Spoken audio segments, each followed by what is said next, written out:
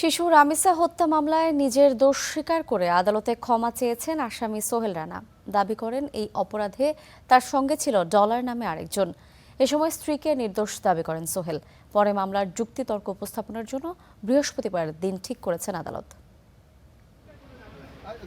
বুধবার কড়া পুলিশ পাহারায় ঢাকা মহানগর শিশু সহিংসতা দমন ট্রাইব্যুনালে হাজির করা হয় শিশু রামিসা হত্যাকাণ্ডের প্রধান আসামি সোহেল ও তার স্ত্রীকে।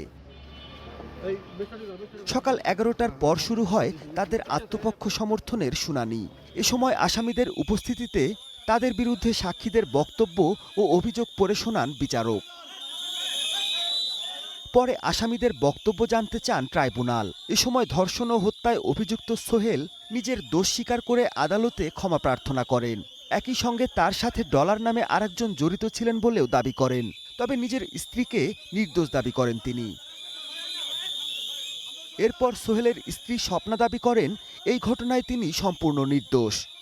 এই হত্যাকাণ্ডের সময় ২ নম্বর আসামি স্বপ্না খাতুন এই অপরাধ প্রতিরোধ করার নিমিত্তে কোনো প্রকার চেষ্টা বা কোনো প্রকার পদক্ষেপ নিয়ে কাউকে দরজা দিয়ে বা জানালা দিয়ে বাইরে কোথাও কোনো কিছু বলেননি। উপরন্তু সেই দরজা যখন খুলতে চাওয়া হয়েছিল তিনি খোলেননি।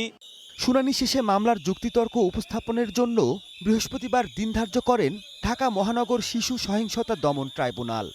আসামির পরীক্ষাবাদ 342 ফৌজদারি কার্যবিধি 342 ধারার পরীক্ষা। এই 342 ধারার পরীক্ষাটা সম্পন্ন হয়েছে। আগামীকালকে এই মামলার যুক্তিতর্কের জন্য বিজ্ঞ আদালত তারিখ ধার্য করেছে। এর আগে এই মামলায় একদিনে 16 জন সাক্ষীর সাক্ষ্য গ্রহণের মধ্য দিয়ে নজির স্থাপন করেন আদালত। Mahmudul Hasan, star news, Dhaka.